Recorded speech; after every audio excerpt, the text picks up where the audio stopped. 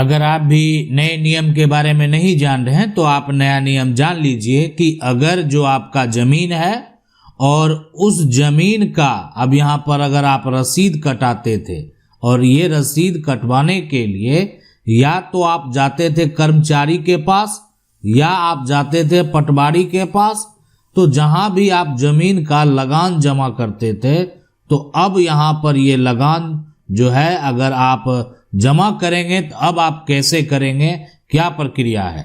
यानी बहुत सारे लोग जो है यानी अब ऑनलाइन जमीन रसीद कटा रहे हैं, लेकिन जमीन रसीद को लेकर ये जो नया नियम है, नया कानून है, ये अगर आपको नहीं पता तो ये आप जरूर जान लीजिए।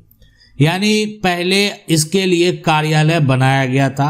आपका जो भी जमीन है वो जमीन आपका खतियानी जमीन हो, उस जमीन का आपने केवाला कराया हो, उस जमीन का आप बैनामा लिए हैं, उस जमीन का आपने रजिस्ट्री कराया है, या वो जमीन आपको यहाँ पर गिफ्ट में मिला है, या वो जमीन आपका बंटवारा से प्राप्त है।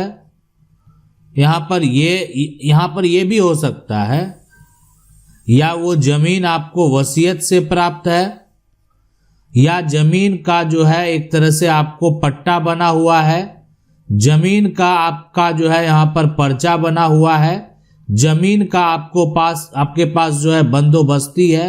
ये सभी सिचुएशन, सभी कंडीशन में जो है ना, लोगों को ऐसा नहीं है। आप अगर किसी भी जमीन का उपयोग कर रहे हैं तो आपको सरकार को यहाँ पर जो है राजस्व देना होगा, और राजस्व जमा करने का जो प्रक्रिया है, पहले बहुत सारे राज्य में ये आपको ऑफलाइन देखने को मिलता था, अब अधिकांश राज्य में ये ऑनलाइन प्लेटफॉर्म पर ही डायरेक्ट जो गवर्नमेंट का खाता है, सरकार का खाता है, वहां पर जमा हो जाता है। यानी जो ऑफलाइन था, पहले आप जाते थे पैसे लेकर कर्मचारी के पास, पटवारी के पास, उनके कार्यालय में, आपने रजिस्टर जो है एक तरह से वो निकालते थे कि आपने कब तक का पैसा दिया है, फिर आपको एक ऑफलाइन जो रसीद है यहाँ पर वो आपको मिलता था लिखा हुआ। और लेकिन आज वर्तमान में जो है आप सरकार के खाते में पैसा जमा करेंगे और वहीं से जो है आपका जमीन लगान रसीद जो है आप डाउनलोड करके उसको यूज कर पाएंगे। तो इसलिए ये जो प्रक्रिया है, यानी ये गवर्नमेंट जो साइट है, सरकारी जो वेबसाइट है, हर राज्य में ये वेबसाइट बना हुआ है, वहां पर जाकर ये आप कर सकते हैं। लेकिन अभी भी यहाँ पर कुछ ऐसे लोग हैं जिनके पास जमीन तो है, ये जमीन है यहाँ पर, और इस जमीन का यहाँ ये जो है केवाला भी लिए हुए हैं, लेकिन इस जमीन का केवाला किसी का जो है वो यहाँ कहें 1932 का है, और किसी का जो केवाला है वो यहाँ पर अगर देखा जाए तो वो 1968 का है, और किसी का केवाला जो है वो 2005 का है। लेकिन केवाला ले लिए हैं, केवाला घर में रखा हुआ है, आज तक जमीन का रसीद ये नहीं कटा रहे हैं। जमीन इनके कब्जे में है, यानी जमीन जो है जमीन कब्जे में है, लेकिन केवाला भी रखे हुए हैं, रसीद नहीं कटा रहे हैं। और ऐसे लोगों के साथ जो है यानी अब एक बड़ा समस्या उत्पन्न होने वाला है, और आपके साथ ये समस्या होगा कि अब आपकी जमीन आपके नाम पर न पहले थी और आगे चल के भी हो सकता है आपका नाम यहाँ पर कट सकता है, इसलिए कि आपने सबसे बड़ी गलती कर दी, जमीन का रसीद नहीं कटाया। और रसीद यहाँ पर जो नहीं कटाया वो कटाना आपके लिए बेहद जरूरी है। ऐसा नहीं है कि रसीद नहीं कटाएंगे, ठीक है, रसीद नहीं कटाएंगे तो आपका अधिकार समाप्त नहीं होगा, लेकिन आप विवाद में फंस जाएंगे, आप उलझन में फंस जाएंगे। ठीक, आज इनका देखें ऑनलाइन रसीद नहीं कट रहा है, इनका जो है ऑफलाइन रसीद में क्या गड़बड़ी है जो कि ऑनलाइन रसीद नहीं कट रहा है। आखिरकार इनका ऑनलाइन जमीन रसीद क्यों नहीं कट रहा है? तो इसलिए इस सभी समस्या का आखिरकार हल कैसे निकलेगा? तो जो लोग का यहाँ पर पहले का पुराना जो है जमीन का केवाला मौजूद है, 68 का है, लेकिन उसमें नया इंफॉर्मेशन दर्ज है, नया खतियान जो वर्तमान में है ना, या ये कह सकते हैं वो ऐसा खतियान है जो कि आपके कार्यालय में मान्य हो। सरकार के जो अधिकारी हैं, है ना, सरकार के अधिकारी, उनको उसी खतियान से काम करने का गाइडलाइन प्राप्त है। वो केवाला को आज भी आप ऑनलाइन जो है दाखिल खारिज के लिए अप्लाई कर सकते हैं, दाखिल खारिज। और ऑनलाइन दाखिल खारिज के लिए अप्लाई करेंगे तो जमीन का जो वो केवाला है उसको वेरीफाई किया जाएगा। और वेरीफाई करने के बाद एक सवाल तो होगा कि आप आखिर इतना दिन से आप काहे जमीन का केवाला नहीं निकाल रहे थे, क्या कारण है, जमीन का ये कागजात क्यों नहीं निकाल रहे थे, क्या परेशानी है। ये सभी सिचुएशन में यहाँ देखा जाए तो, और अगर अभी आप जमीन का दाखिल खारिज करा लेते हैं ना, सरकार का नियम है, जिसका जो है म्यूटेशन कायम है उसका जमीन का जो सर्वेक्षण है सरकार के द्वारा जो किया जा रहा है वो तुरंत होगा। और अगर मान जिसका दाखिल खारिज नहीं है, ठीक है, उसको समय दिया जाएगा, आप अपना केवाला प्रस्तुत करेंगे, मालिकाना हक तो है, ये खत्म नहीं होगा। सुप्रीम कोर्ट के कई जजमेंट में ऐसा कहा गया है कि जिसके पास जमीन का सील्ड है, जिसके पास जमीन का केवाला है, कि उसका मालिकाना हक भी जो है वो समाप्त हो चुका है। ऐसा नहीं है।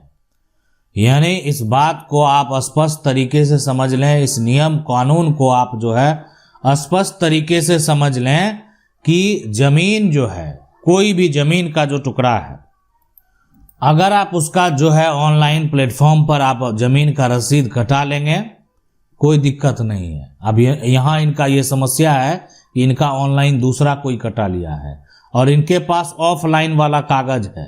अब इसके लिए क्या प्रक्रिया इनको करना पड़ेगा, तो देखें, इनको सबसे पहले जो है ना आवेदन देना होगा। यानी वो भी जो राजस्व के बड़े अधिकारी हैं, जिला कलेक्टर है, यानी जिला में एडीएम कोर्ट है, जिला में बहुत सारे, राज्य में अनुमंडल में अगर देखा जाए, अनुमंडल में राजस्व कोर्ट है, राजस्व कोर्ट, यानी कहीं कहीं जगह जो है डीसीएलआर जो है कोर्ट है।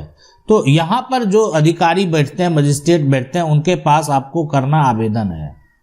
यानी उनके पास करना जो है पूरा साक्ष्य के साथ केस फाइल करना, केस दर्ज करवाना है।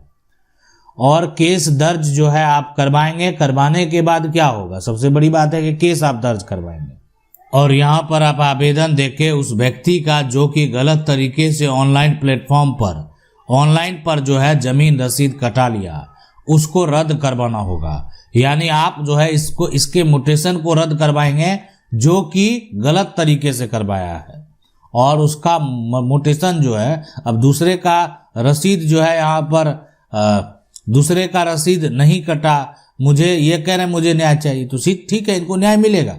इसलिए कि कोई भी व्यक्ति जमीन का रसीद तभी कटा सकता है, सरकार को राजस्व तभी दे सकता है जब उसके पास ऐसे दस्तावेज हो जिसके आधार पर मालिकाना हक साबित होता हो। अगर उसके पास ऐसे दस्तावेज नहीं है जिसके आधार पर मालिकाना हक साबित होता हो, तो फिर वो जो है वहां पर वो व्यक्ति जमीन का अगर रसीद कटा रहा है तो वो सही नहीं है, वो रसीद जो है वो फर्जी है, वो रसीद जो है अमान्य है। अगर वो गलत तरीके से करा भी लिया या गलती से हो भी गया तो उसको रद्द कराने के बाद जो व्यक्ति पहले जो जमीन का मालिक है, जिसके पास की ऑफलाइन रसीद था, यानी इनका ऑनलाइन नहीं कट रहा है, ऑफलाइन इनके पास जो है यहाँ पर है, तो ऑफलाइन जो है यहाँ पर जो रसीद है उसी आधार पर जो है अब ऑनलाइन कटेगा, उसी आधार पर जो है ऑनलाइन कटेगा। हम आपको बता दें कि अगर आप अपने नाम पर भविष्य में जमीन चाहते हैं, आप अपने नाम पर जमीन का सर्वे अपने नाम पर चाहते हैं, तो आपको एक काम जरूर करना चाहिए। आपको जो है जमीन अगर बंटवारा नहीं किए हैं तो बंटवारा कर लेना चाहिए, लेकिन बंटवारा करने के अलावा अपने नाम पर जमीन करा लेना चाहिए, अपने नाम पर जमीन, साथ में आपका जमीन का ऑनलाइन रसीद आपको हो, ऑनलाइन जमीन रसीद मौजूद हो। अगर कोई व्यक्ति गलत तरीके से आपके जमीन का रसीद कटा रहा है, किसी भी हालत में उसके ऊपर आप केस जरूर दर्ज करा दें। अगर आपकी जमीन को कोई जबरन अवैध कागजात यानी फर्जी टाइटल डॉक्यूमेंट बनाकर जमीन कब्जा किए हुए हैं, तो आप इसका शिकायत जो है वो सिविल कोर्ट में करना पड़ेगा। यानी टाइटल डिसाइड करने का पावर सिर्फ सिविल कोर्ट को है, यानी कोर्ट को है। कोई अधिकारी जो है ये नहीं करेंगे कि टाइटल जो है या किसका है, वो एक तरह से साबित नहीं करेंगे, उस पर डिसीजन नहीं दे सकते हैं। वो दस्तावेज देखकर लोगों को पहचान सकते हैं कि जमीन का मालिक कौन है, ठीक है। लेकिन वर्तमान स्थिति जो कहेगी अधिकारी को वही करना है, और इसलिए सिविल कोर्ट में ही टाइटल का मामला जो है वो सुना जाएगा और जो टाइटल होल्डर है उसके पक्ष में फैसला दिया जाएगा। तो ये होता है पूरा प्रक्रिया। आशा करते हैं वीडियो अच्छा लगा होगा। वीडियो को लाइक जरूर कर दें। चैनल को पहली बार देख रहे हैं सब्सक्राइब करके जो बेल आइकन है उसको जरूर दबा लें। मिलते हैं अगले वीडियो में, तब तक के लिए जय हिंद।